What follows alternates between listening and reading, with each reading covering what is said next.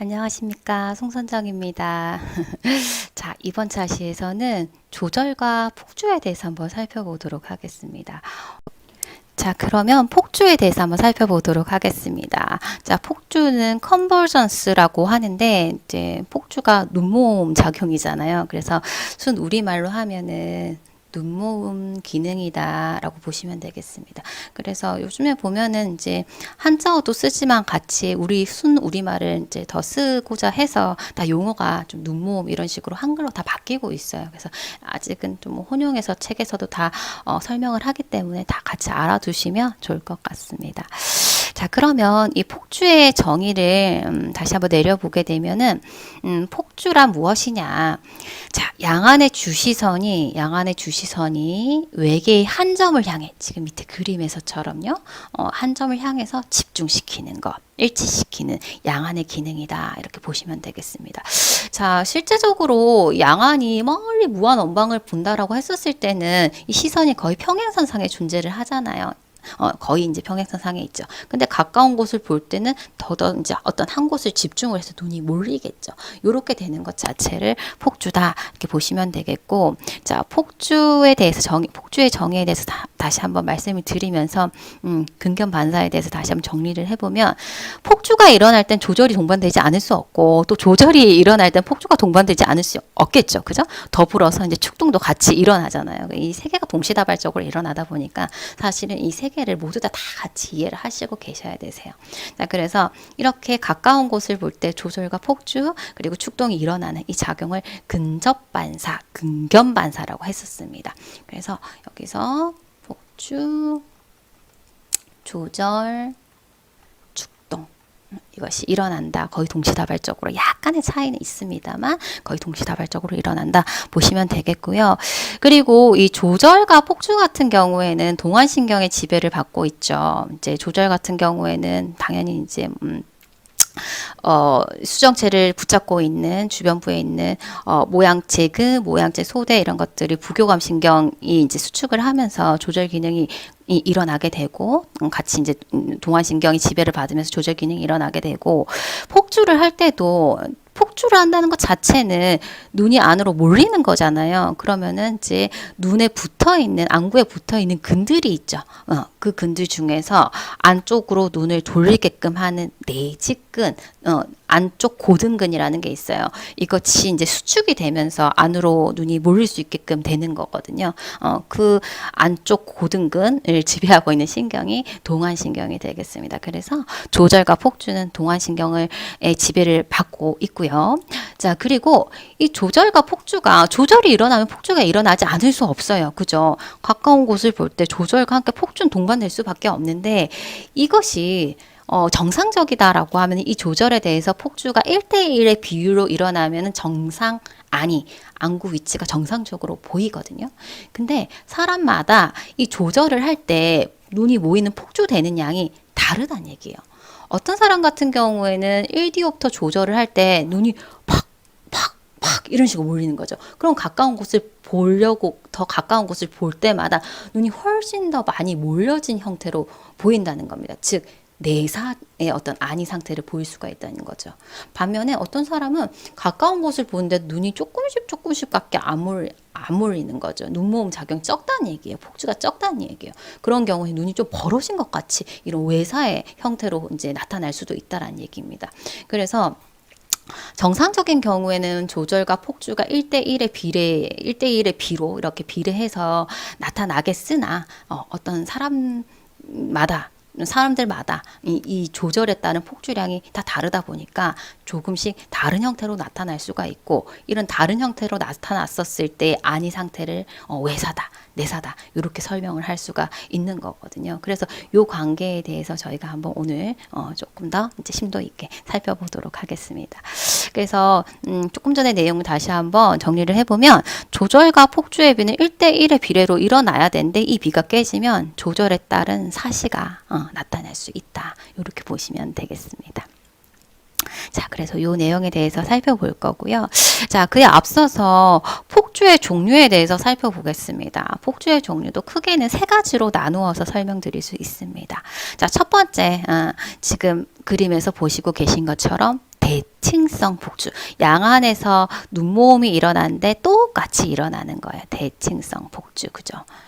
당연히 가까운 곳을 볼 때는 폭주량은 더 많아질 거예요. 그렇지만 양안이 동일하게 폭주가 되는 것을 대칭성 폭주라고 합니다.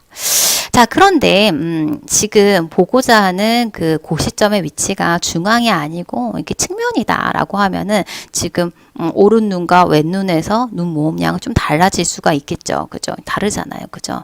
그래서 이런 형태를 비대칭성 폭주, 비대칭성 눈 모음이다. 이렇게 보시면 되겠습니다. 자, 혹은 이런 형태도 나타날 수가 있겠습니다. 지금 왼눈에서는 거의 직전방이잖아요. 근데 오른 눈은 이렇게 많이 몰려진 형태. 그래서 한 눈은 이제 정중앙을 보고 있는 상태인 거고, 다른 한 눈만 폭주를 한 상태인 거죠. 그래서 이런 것을 단한 폭주, 편한 폭주, 한눈 눈모음 이렇게 설명을 드릴 수가 있겠습니다.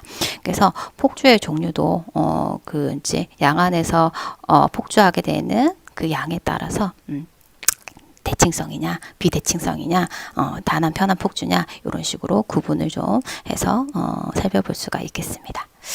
자, 이렇게 해서 폭주의 종류를 살펴봤고요. 자, 이 폭주 같은 경우에는 이 사람의 폭주량이 얼마를 가지고 있는 폭주력이 얼마나 되느냐 이걸 갖다가 측정을 할 때는 실제적으로 이 사람이 선명하게 볼 수 있는 가장 가까운 거리, 이제 폭주 근점이라고 얘기하거든요. 이 거리를 측정함으로써 이 사람이 가지고 있는 폭주력을 알아볼 수가 있어요. 폭주력이 좋다는 것은 조절과 폭주가 굉장히 이제 건강하게 비례적으로 그죠? 잘 이제 일어나고 있다. 이렇게 보시면 되겠고, 조절과 폭주에 있어서 그 균형이 이제 깨지게 되면은 상을 선명하게 볼 수가 없잖아요. 이제 두 개로 보이는 경우가 있죠. 그죠? 그래서 하나로 선명하게 볼 수 있는 최대 거리, 눈앞에서의 가장 가까운 그 거리가 폭주 근점이 되는데, 이 폭주 근점을 측정하는 방법에 대해서 한번 살펴보려고 합니다. 자, 먼저 폭주 거리, 눈 모음 거리는 이 눈 모음 거리를 측정을 할 때는 그 기준점은 눈에 있어서의 기준점 중에서 회선점을 기준으로 하고 있어요. 우리 눈에서의 기준점은 크게 두 가지죠.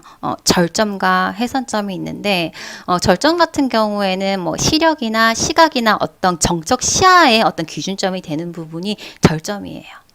그런데 안구 운동과 관련한 부분에 있어서의 기준점은 회선점이 되거든요. 각막 후방 13mm에 위치한 회선점이 됩니다. 그래서 이 폭주도 눈알 운동과 관련한 거잖아요. 그래서 그 기준점은 회선점이고, 그래서 실제적으로 이 폭주 근점을 측정한다라고 했었을 때는 우리가 눈 안에 있는 그 회선점은 측정을 할 수가 없겠지만 기준점은 그 회선점이 된다라고 알고 계셔야 되고, 거기에서 이 사람이 볼 수 있는 가장 가까운 거리 까지가 이 사람의 이제 폭주 거리가 되는 거죠. 그래서 그렇게 측정을 했었을 때 이제 조금 이따 영상을 보시게 되겠지만, 이 사람이 이제 이렇게 고시하고 있는 물체를 손을 쭉 뻗었을 때 이제 가장 먼 거리에서 가까운 거리를 이렇게 가져오면서 확인을 한단 말이에요.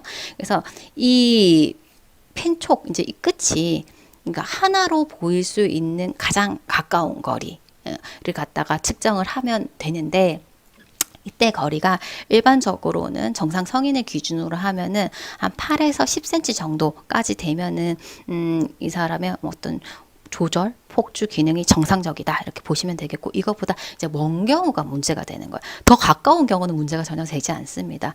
훨씬 더 조절과 폭주가 원활하게 일어나고 있는 거기 때문에 문제가 되지 않는데, 너무 멀다라고 하면은 조절에 어떤 이상이 있을 수도 있고 폭주에 이상이 있을 수도 있기 때문에 그 부분은 어디에 문제가 있는지를 갖다 다시 한번 체크를 해봐야 되는 거거든요. 그래서 폭주 근점을 측정을 함으로써 이 사람의 조절 기능, 폭주 기능이 정상적인가 아닌가 이걸 갖다가 확인을 해볼 수가 있어요. 자, 이렇게 확인해 볼 수가 있고, 자, 그리고 이제 이렇게 멀리에서부터 가까이 오면서 이 물체가 두 개가 아니라 하나로 보이는 가장 가까운 거리를 측정한다라고 했었는데, 그러면 두 개가 보일 때 얘기해 주세요라고 피검사한테 잘 설명을 해야 되겠죠. 그죠? 그러면은 피검사가 인지를 할 때는 이 이제 고시하는 물체가 두 개일 때를 갖다가 이야기를 해주면 되겠지만, 사실 검사라는 것이 이제 좀 더 정확하게 하기 위해서는 어떤 피검사가 느끼는 자각적인 어떤 답과 함께 검사자도 이 피검자가 정확하게 잘 보고 있는지 확인을 해야 되겠죠. 타각적인 확인도 필요하단 말이에요. 그래서 폭주 근점, 이 사람이 볼 수 있는 가장 가까운 거리를 측정하는 데 있어가지고 나타날 수 있는 증상을 보게 되면은 일단 피검자가 느끼는 것은 자각적인 복시가 있어요. 이제 폭주 근점 가장 가까이 볼 수 있는 이 거리를 지나게 되면 사물이 두 개로 보이니까 그 시점을 갖다가 얘기를 해줘야 되는 거고, 더불어서 지금 그 검사자가 확인해야 될 부분이 이 폭주 근점이 되게 되면은 이 피검자의 눈의 모습을 보게 되면은 저희가 이제 근견 반사를 보게 되면 조절과 폭주가 같이 동반이 되면서 이제 축동도 일어난다 했잖아요. 근데 그 시점이 지나게 되면은 일단 폭주가 안 되기 때문에 양안 운동이 정지가 되면서 한쪽이 튕겨져 나갈 수 있어요. 양안이 나갈 수도 있고요. 그래서 더 이상 폭주가 안 되는 거니까, 그죠? 그래서 안구 운동이 정지가 되면서 한눈 또는 양안이 튕겨져 나가고, 그것과 같이 이제 축동됐던 게 산동 눈이 팍 풀리는 거죠. 요걸 갖다가 검사자도 같이 확인을 해주시면서 폭주 근점을 측정을 해주셔야 된다는 겁니다. 그래서 폭주 근점을 측정을 할 때 어떤 피검자가 얘기해 줄 수 있는 자각적인 부분, 복시 부분도 있지만 검사자는 이런 부분들을 확인을 하면서 그 근점을 측정을 해주시고, 특히 폭주 근점 같은 경우 유동성이 굉장히 많기 때문에 최소 한 3회 정도, 그리고 많게는 5회 정도의 어떤 평균값을 가지고 이용을 해주셔야 되십니다. 자, 이렇게 보시고 요것과 관련해서 실제 측정하는 영상을 같이 한번 살펴보도록 하겠습니다.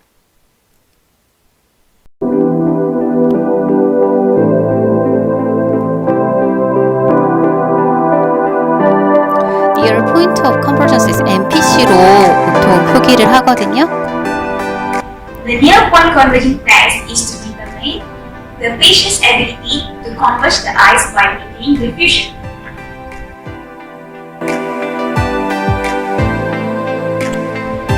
The equipment needed for near point NPC를 converging test 확인하기 위해서 사용할 수 있는 룰러가 따로 있어요. 지금 보시는 것처럼 요거 쓰면 훨씬 더 편하게 이용하실 수 있어요. 교정된 상태에서 하셔야 되시고요. 밝은 빛 아래에서 검사는 진행을 하셔야 됩니다. 설명을 하죠. Today I'm going to perform a test known as near point of convergence. This test is to measure how both your eyes work together during coordination when seen near. Later, I will put this in front of your cheek.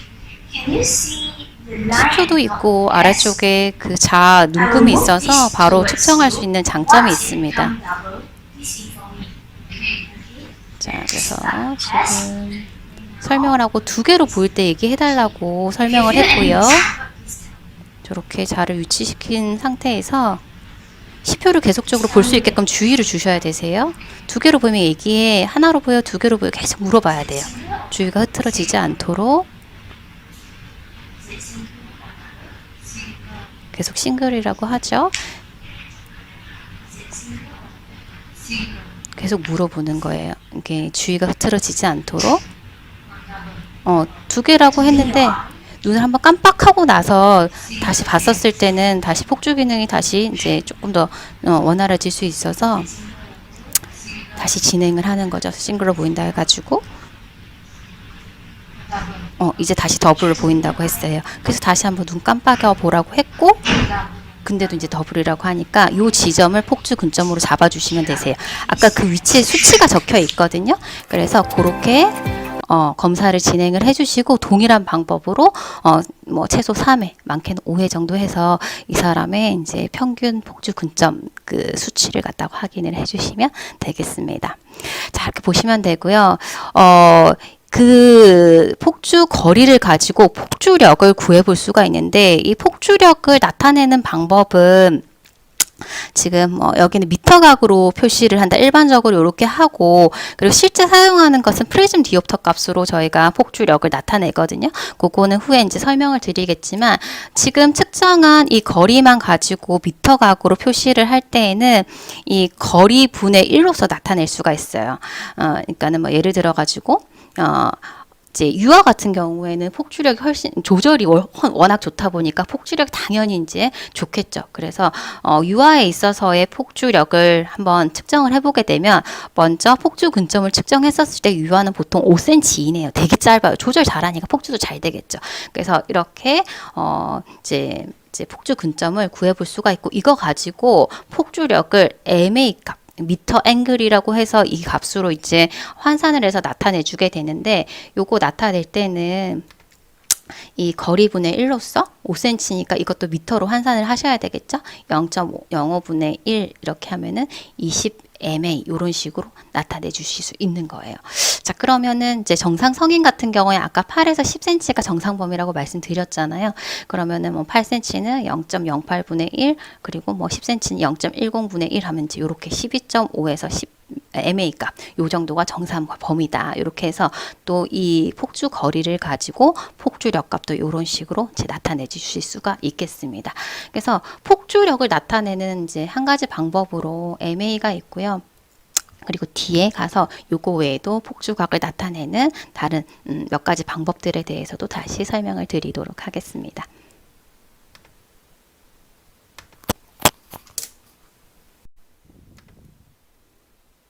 자, 그러면 이제 폭주각에 대해서 한번 살펴보도록 하겠습니다.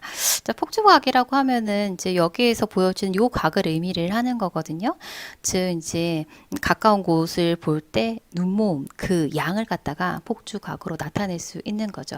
그래서 이제 평행선 상이 아니고 어떤 가까운 거리에 있던 고시점, 가까운 거리에 있는 고시점을 향해서 눈이 이제 몰리는, 그래서 이 눈모음에 의해서 발생되는 각이 폭주각일 텐데요.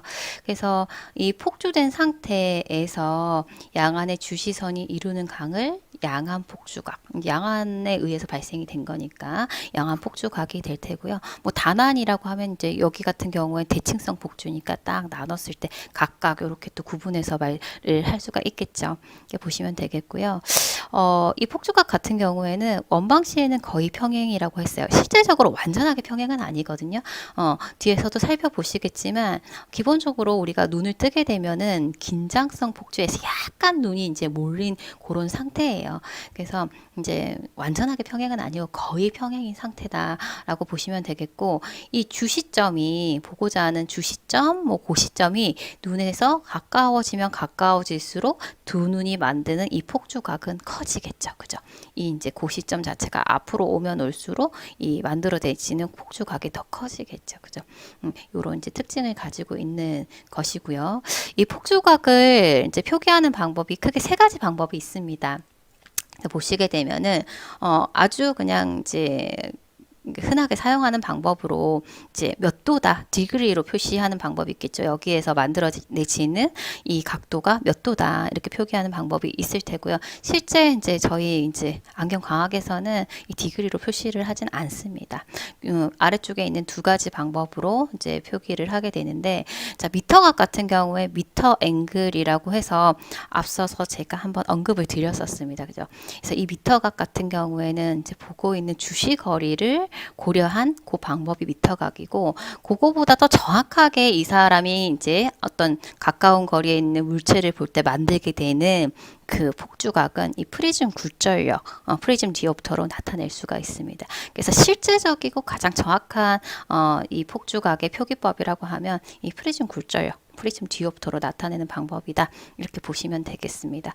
일단 요 위에 있는 것은 특별한 설명이 필요 없기 때문에 밑에 있는 두 가지를 한번 설명을 드리고 차이를 알아보도록 하겠습니다. 자, 먼저 미터각 MA로 이렇게 표기를 하는데 미터 앵글의 약자가 되겠습니다. 자, 폭주각은요, 그 이제 기준점이 각막 후방에 있는 13mm 후방에 있는 회선점을 기준으로 한다라고 말씀드렸습니다. 그래서 이 미터각을 나타낼 때 이 주시거리라고 하면 눈의 회선점 를 기준으로 해서 이 회선점에서 10표라고 하면 지금 F 여기 고시점 주시점이 되겠죠. 여기를 연결하는 선이 두 중앙의 정중앙을 만드는 각, 이제 이 각이 되겠죠. 자, 그러면 지금 어디가 되냐면 지금 여기 두 눈에서 이 기준점이 되는 이 부분이 바로 양안의 회선점이 되겠죠.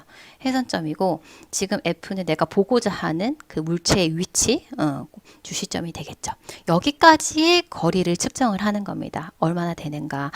그 거리에 따라서 만들어내지는 이 폭주각이 달라질 수 있는 거죠. 물론 당연히 가까워질수록 더 폭주각은 커질 거거든요. 그래서 이 미터 앵글 MA 값이라고 하면은 실제적으로는 이 사람이 보고자 하는 그 고시 거리만 고려를 한 값이다. 이렇게 보시면 되겠습니다. 그래서 미터 앵글로 나타낼 때는 지금 이 사람이 보고 있는 고시거리, 그죠? S가 되겠죠? 자, 이 S값에다 S값 분의 1로 나타내 줄 수가 있어요. 그리고 여기 부호는 마이너스로 해서 MA 값을 표시를 해 주셔야 되고요. 그리고 이제 이 S값 같은 경우에는 당연히 눈 앞이잖아요. 그렇기 때문에 당연히 부호는 마이너스가 되겠습니다. 우리가 눈 뒤를 보는 경우는 없으니까. 그래서 뭐 예를 들어 가지고 이 사람이 눈 앞 1m를 볼 때 이제 필요한 이 폭주각은 이렇게 되게 되면은 지금 눈앞 1m다라고 했잖아요. 그럼 S가 눈앞 1m니까 마이너스 1m가 되겠죠?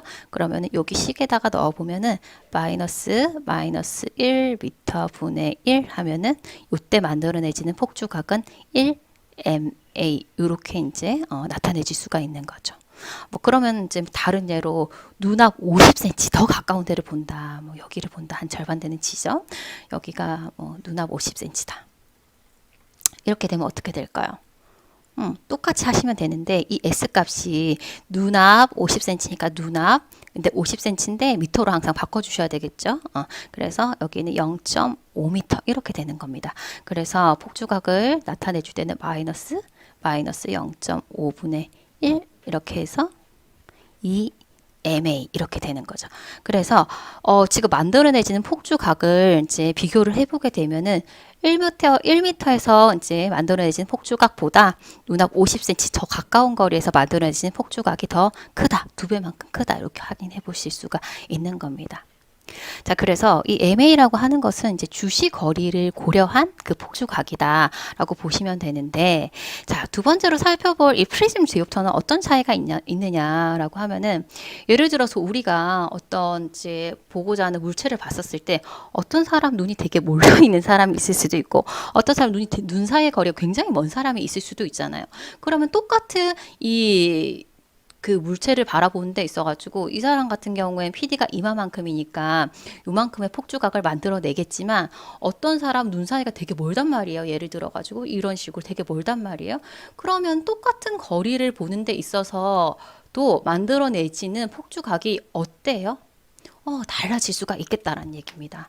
그래서 이 프리즘 디옵터라고 하는 이 폭주각 표기법은 실제적으로 이 사람이 가지고 있는 PD에 따라서 달라질 수 있는 폭주각 부분을 다 고려한 그러한 폭주각 표기법이다. 이렇게 보시면 되겠습니다. 훨씬 더 이제 실제적이고 정확한 폭주각의 어떤 표기가 되겠죠. 그래서 지금 보시게 되면은 이 프리즘 디옵터를 나타낼 때는 프리즘은 이렇게 일단은 표기를 해주시고요.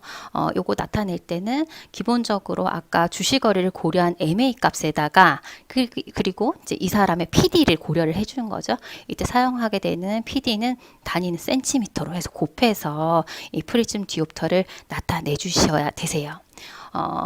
이제 후에 제가 이거를 설명을 먼저 드리고 뒤쪽에 프리즘 디옵터가 왜 이렇게 나타내지는지는 이 프리즘의 원리에 대해서 간단하게 설명을 드리면 이해가 되실 것으로 생각이 됩니다.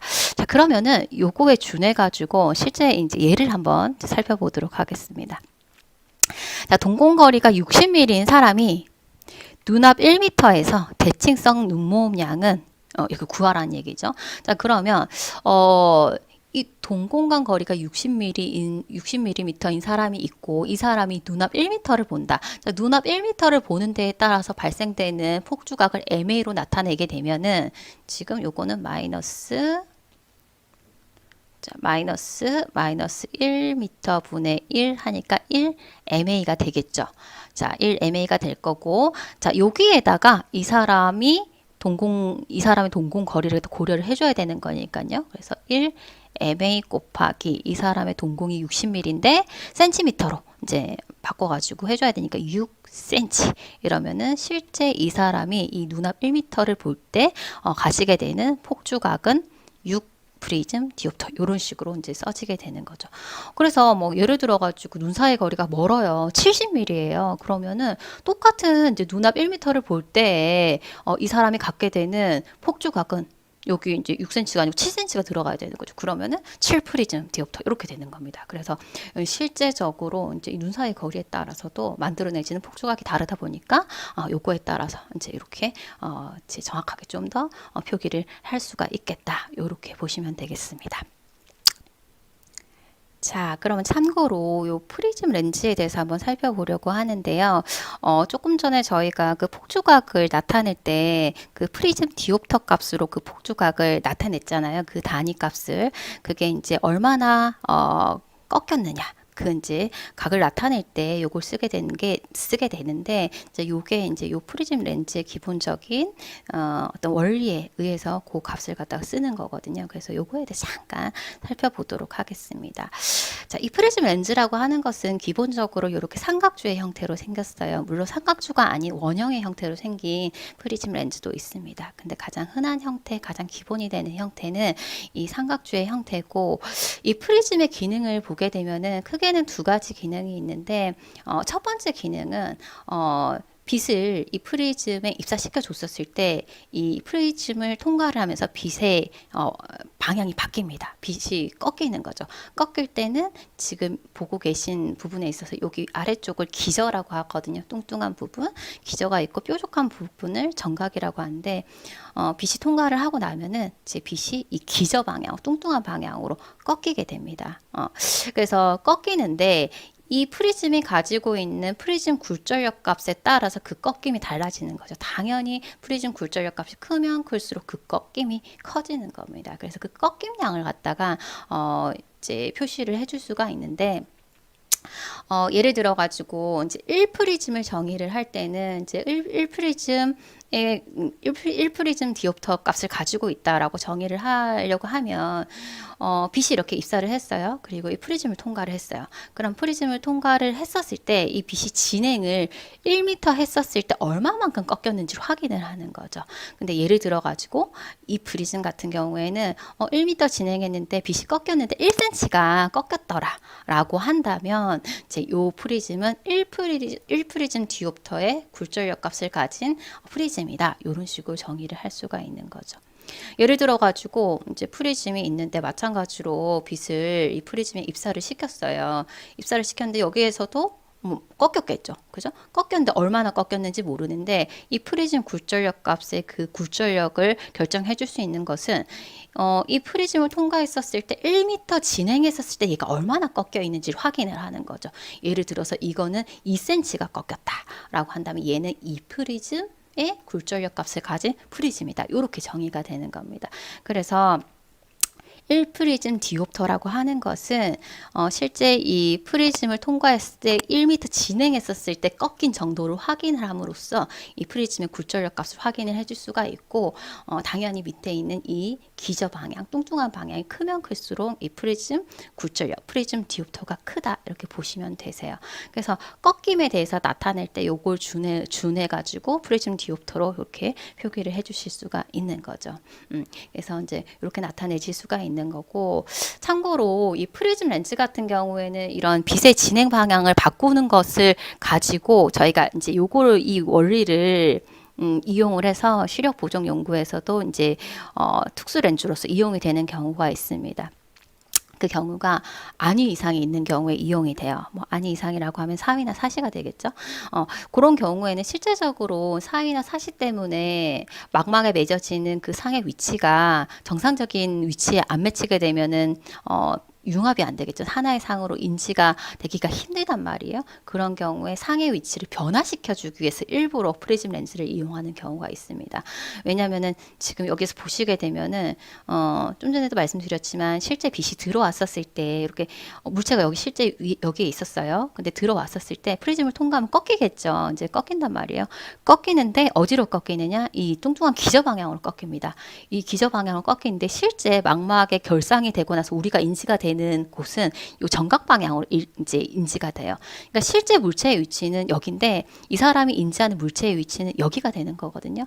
그래서 일부러 이렇게 결상되는 위치를 변화를 시켜서 두 눈이 좀 더 원활하게 융합 하나로 인지할 수 있게끔 도와줄 때 이제 이 프리즘 렌즈를 이용을 하게 되는 겁니다. 뭐 후에도 말씀을 드리겠지만 이런 형태로 이용이 됩니다. 그래서 기본적으로 프리즘 렌즈의 기능이라고 하면 빛의 진행 방향을 바꿔준다. 바꿔줄 때는 이 뚱뚱한 기저 방향을 꺾이게끔 바꿔주고 실제 상은 또 이 뾰족한 이 정각 방향으로 이동된 것처럼 보이게끔 하는 그런 이제 기본적인 어떤 기능을 가지고 있고요. 하나 더 말씀을 드리면 이 프리즘 렌즈를 통과한 빛은 분산이 일어납니다. 우리가 이제 보는 백색광에는 여러 가지 색깔이 다 섞여 있어요. 빛은 이제 가산혼합을 하다 보니까 기본적인 빛의 어떤 삼원색이 섞이게 되면은 흰색으로 보이죠. 빨간색, 파란색, 초록색이 섞이면.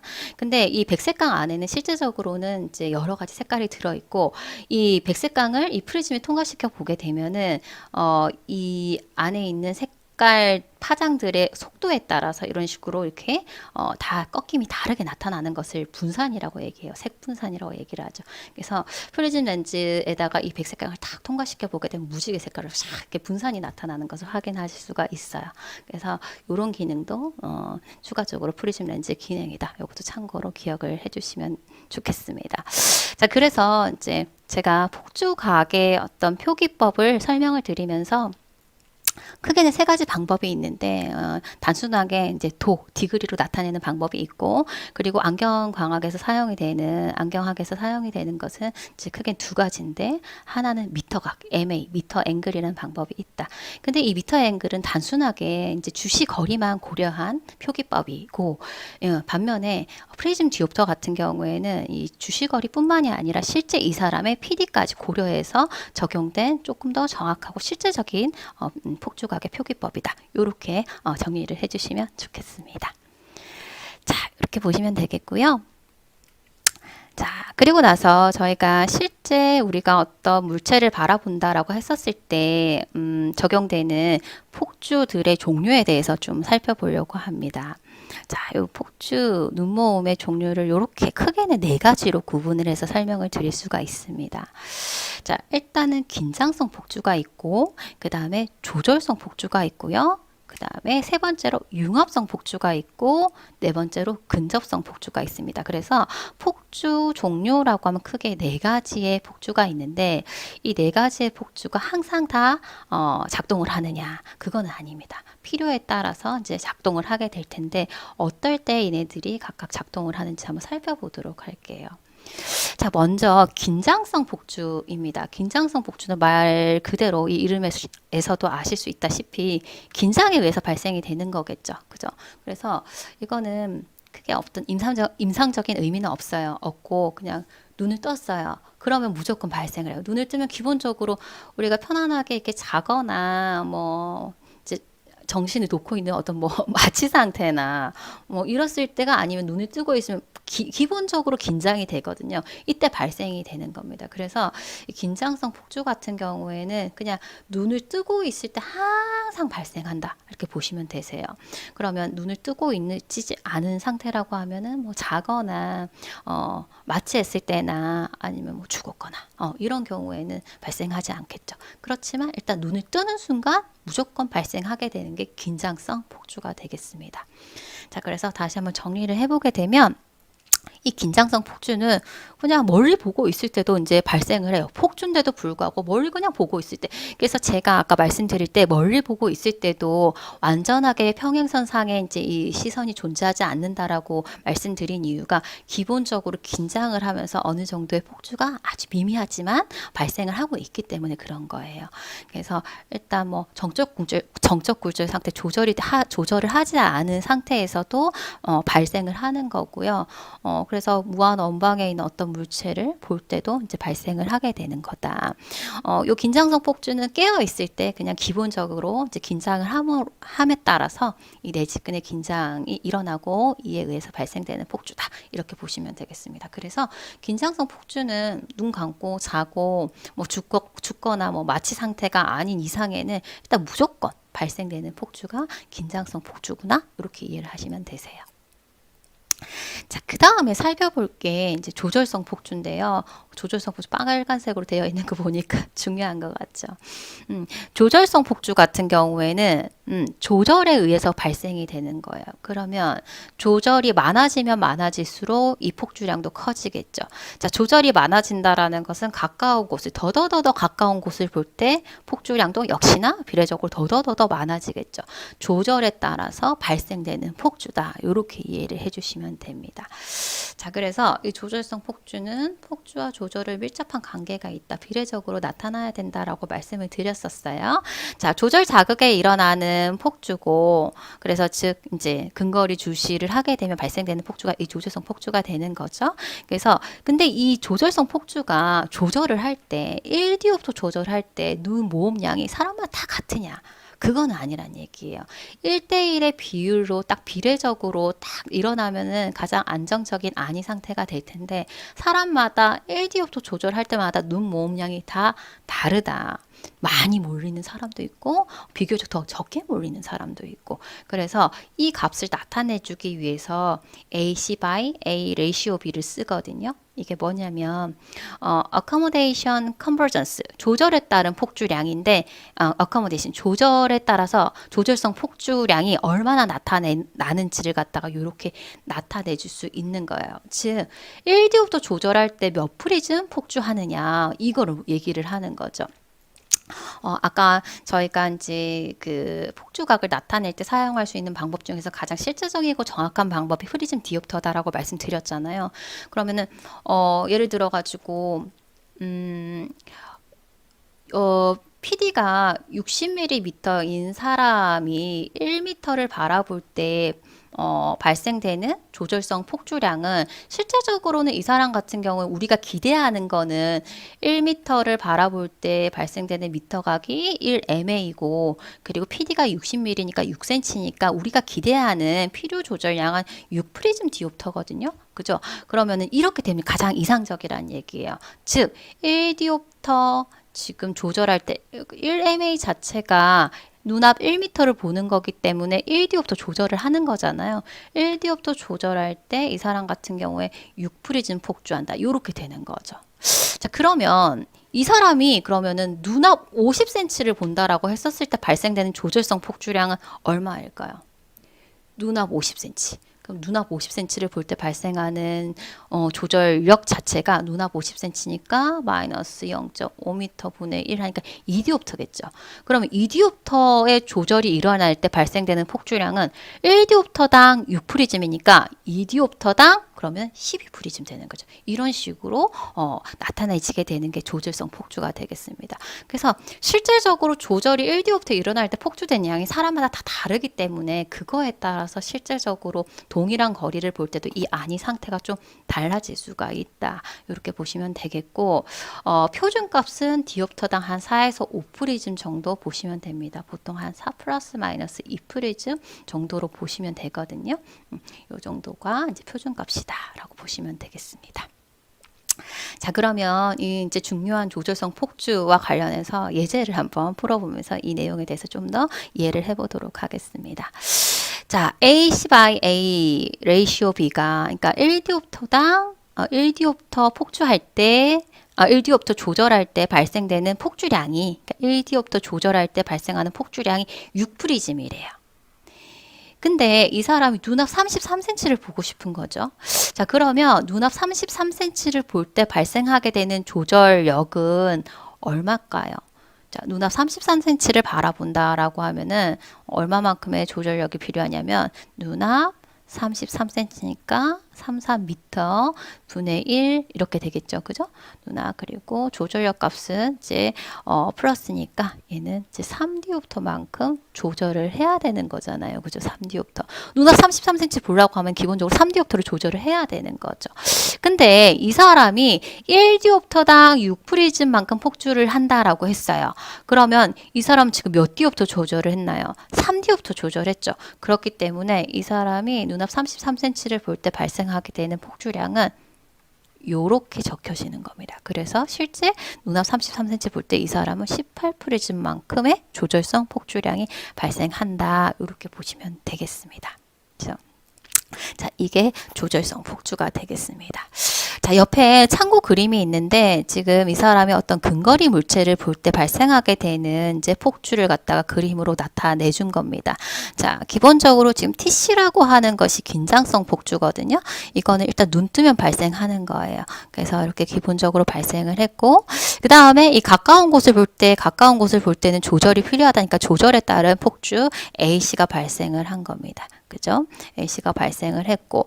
자, 근데 실제적으로 정상이라고 하면 얘가 A씨가 여기 거의 이 보고자는 주 시점에 다 이렇게 작동을 해야 되는데 때에 따라서 이 그림 같은 경우에는 눈 모음량이 비교적 적은 거예요. 그래서 실제 필요한 이 고시점을 볼 때 필요한 조절성 폭주량이 좀 부족했던 겁니다. 그래서 여기에 보완해서 FC 지금 융합성 폭주 눈화를 이용을 해서 여기를 보기 위한 보완적인 융합성 폭주가 작용을 하기도 합니다. 작용을 안 할 수도 있고요. 요렇게 지금 그림에서처럼 조절성 폭주가 좀 부족해가지고 고시점까지 눈을 다 못 모은다라고 하면은 사물을 하나로 인지하기 위해서 추가적으로 이 FC 융합성 폭주가 작동이 되기도 한다라는 얘기죠. 그래서 이제 뒤에 설명을 드리겠지만 요거는 지금 이 사람의 아니 상체가 어떤지에 따라서 작동을 할 수도 있고 안 할 수도 있는 부분이에요. 그래서 이렇게 되어 있고, 자, 그리고 마지막으로 PC라고 하는 것은 이제 근접성 폭주를 의미를 하는데 이 근접성 폭주 같은 경우에 일단 어떤 물체가 가까이에 있다, 가까운 물체를 본다라고 했었을 때 기본적으로 작동하는 이제 폭주예요. 이것도 크게 임상적으로는 의미는 없고 멀리 볼 땐 작동을 안 하는데 가까운 곳을 볼 때 그냥 기본적으로 작동을 하는 그런 폭주다. 이렇게 보시면 되겠습니다. 그래서 네 가지 폭주가 있습니다. 그 중에서 지금 긴장성 폭주랑 조절성 폭주를 살펴봤고요.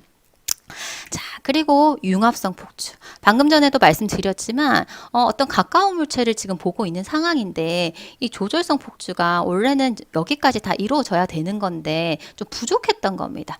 그때 이 물체를 갖다 잘 보기 위해서 얘가 도와준 거예요. 눈알을 조금 더 돌려가지고 이때 작동하는 게 융합성 폭주. 만약에 얘가 충분했다라고 하면은 이 융합성 폭주는 작동하지 않았을 거예요. 근데 지금 부족했기 때문에 작동을 한 거고요. 예를 들어서 이 조절에 따라서 폭주량이 필요 이상으로 많다. 그러면 얘가 너무 많이 몰려가지고 안쪽으로 몰린 경우도 있을 수 있어요. 그러면 이제는 어떻게 밖으로 벌려서 적당한 만큼 이렇게 폭주가 될 수 있게끔 그런 식으로도 작동을 할 수가 있습니다. 그래서 이 융합성 폭주라고 하는 것은 조절성 폭주, 어떤 가까운 물체를 볼 때 조절이 일어나고 조절에 따라서 폭주가 일어날 텐데 이때 발생한 조절성 폭주는 사람마다 다 다르다고 했잖아요. 그래서 다 다른데 필요한 부분에 있어 가지고 너무 과하거나 부족한 부분을 보완을 하기 위한 운동성 융합 부분이다. 자, 운동성 융합 부분이다. 그거는 안구 운동을 이용을 했다. 이렇게 보시면 됩니다. 눈알을 갖다가 필요에 따라서는 더 모으기도 하고 아니면 필요에 따라 조금 더 벌리기도 하면서 그 시점을 적절히 볼 수 있게끔, 그래서 망막에 있어가지고 대응점의 상이 딱 맺힐 수 있게끔 도와주는 그런 폭주다. 그래서 보완하기 위한 그런 폭주 부분이다. 이렇게 보시면 되겠습니다. 자, 참고로 이제 융합 운동이 뭐냐 이렇게 보시게 되면은 일단 저희가 이제 양안시에 대해서 후에 살펴보시겠지만 우리가 눈이 두 개잖아요. 두 개지만 사물을 두 개로 보지 않죠.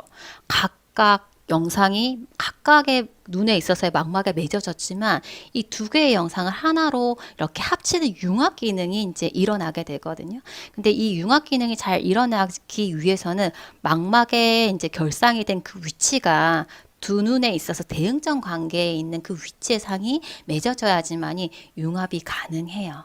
근데 여기에서는 보게 되면은 예를 들어서 그 대응점이 아니라 다른 곳에 이제 맺어졌다. 그러면은 이제 상이 하나로 이렇게 합쳐지기가 좀 힘들겠죠. 그래서 그런 경우에는 이제 눈알을 좀 돌려가지고 서로 대응점 간에 그 대응점 그 위치에 그 관계에 있을 수 있게끔 눈알을 좀 돌려가지고 해줄 수 있는 부분이 이제 융합 운동이다. 이렇게 보시면 되겠습니다.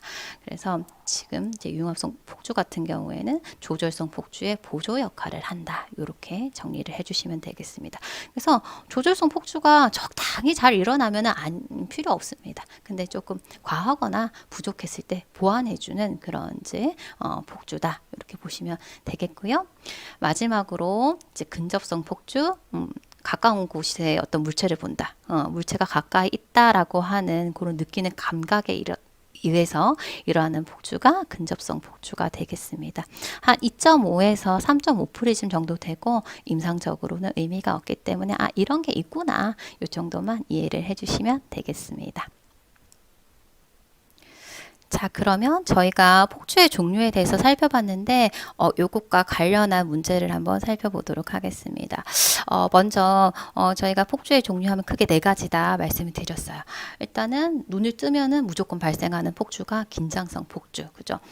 자거나 눈을 감았거나 마취를 했거나 뭐 죽었거나 이런 경우가 아니라면 일단은 눈만 뜨면 일단 무조건 발생한다. 이게 긴장성 폭주였고요. 두 번째로 이제 조절성 폭주가 있었는데 이 조절성 폭주 같은 경우에는 조절에 의해서 가까운 물체를 본다라고 하면은 조절이 발생을 할 거고 이 조절이 발생함에 따라서 이제 같이 동반되는 폭주가 조절성 폭주예요. 그 다음에 살펴봤었던 게 융합성 폭주인데 융합성 폭주 같은 경우에는 멀리에서 발생할 수도 있고요. 가까운 곳에서 발생할 수도 있어요. 지금 예를 들어가지고 아까 설명을 드릴 때는 가까운 곳을 볼 때 여기 있는 이 물체까지 폭주가 돼야 되는데 조절성 폭주가 다 안 되고 좀 부족했잖아요. 그래서 이 부족한 부분을 융합성 폭주가 더 보완을 해준 그런 이제 그림이고 멀리 볼 때도 실제적으로 필요한 실제적으로 필요한 안위에 못 미치는 경우가 있을 수 있겠죠. 예를 들어서 멀리 볼 때 눈이 밖으로 벌어져 있다든지 아니면은 멀리를 보는데도 불구하고 눈이 안으로 몰린다든지 이런 안위 이상이 있는 경우가 있습니다. 그러면 정상 안위 평행한 상태로 만들어주기 위해서 멀리에 있는 외사나 내사 같은 경우에도 적절한 만큼 눈을 갖다가 벌리거나 모으거나 하면서 필요한 만큼의 정상적인 안위 상태를 유지하기 위해서 융합성 폭주가 작동을 할 수가 있어요. 그래서 이 융합성 폭주라는 것은 보고자 하는 시거리에 있어서 어떤 안위 상태가 정상적이지 않다. 외사나 내사나, 그죠? 아니면 상사나 하사나, 수직 부분에 있어서도 이제 작동할 수가 있어요. 이런 경우에 이제 과부적 분을 갖다가 도와주면서 정상적으로 상을 하나로 인지할 수 있게끔 도와주는 안구 운동이 개입이 된 그런 폭주다. 이렇게 기억을 하시면 됩니다. 그래서 요거 융합성 폭주는 멀리든 가까이든 안위 이상이 있는 경우에 발생을 하게 되는 게 융합성 폭주가 되겠습니다. 자, 다음으로 근접성 폭주. 근접성 폭주는 물체가 가까이 있구나 하면서 이제 발생하는 게 근접성 폭주다라고 말씀을 드렸죠. 자, 이렇게 정리를 하고 옆에 있는 예제를 한번 풀어보도록 하겠습니다. 자, 정위안이다. 안위 위치가 정상적이다. 정상적인 안위를 가지고 있다. 이 사람이 멀리 원거리를 본대요. 이때 작동하게 되는 폭주는 어떤 게 있을까요? 자, 일단 눈만 뜨면 발생하는 게 긴장성 폭주죠. 긴장성 폭주. 자, 원거리를 보기 때문에 조절성 폭주 발생하나요? 발생 안 합니다. 근접성 폭주 발생하나요? 발생하지 않아요. 자, 그러면 융합성 폭주는요? 융합성 폭주는 안위 이상이 있는 경우, 정상적인 안위가 아닌 경우에만 발생을 하기 때문에 이 사람은 정상 안위잖아요. 그렇기 때문에 융합성 폭주도 발생하지 않습니다. 그래서 여기에서 작동하는 폭주는 오직 긴장성 폭주만 작동을 한다. 이렇게 보시면 되겠습니다. 자, 그럼 조금 다른 예를 한번 살펴볼게요. 자, 이 사람은요, 근거리를 봅니다. 근데 근거리에서 내사가 있대요. 즉, 근거리에서 내사가 있다는 것은 근거리를 볼 때 필요한 폭주보다 더 많이 과하게 눈모음 작용이 일어났다라는 얘기거든요. 이 사람 같은 경우에 근거리를 주시할 때 작용하는 폭주는 어떤 것이 있을까? 자, 순서대로 한번 살펴볼게요. 자, 먼저 눈을 떴습니다. 맞죠? 긴장성 폭주는 일단 기본적으로 작동을 할 거고요. 자, 그리고 가까운 곳을 보잖아요. 근거리 주시 시 조절이 일어났겠죠. 그러면 조절성 폭주도 발생을 합니다. 조절성 폭주. 자, 근데 가까운 곳을 보는데 이 사람이 내사가 있대요. 가까운 곳을 보는데 필요 이상으로 눈을 많이 모은다는 얘기예요. 그럼 이걸 갖다가 보완해주기 위해서 눈을 갖다 약간 벌려야 되겠죠. 이렇게 눈을 벌리기 위한 안구 운동이 개입이 되더라. 자, 그래서 여기에서도 보면 융합성 폭주가 작동을 할 겁니다. 그죠? 이렇고 그 다음에 가까운 곳을 보니까 기본적으로 지금 발생하는 근접성 폭주. 그래서 밑에 있는 이 얘는요. 이 네 가지의 폭주가 모두 다 이제 작동을 하게 되는 그러한 상태다. 이렇게 보시면 되겠습니다. 그래서 앞에서 살펴봤었던 이 폭주에 대해서 이 문제를 통해서 조금 더 이해를 해주시면 좋을 것 같습니다.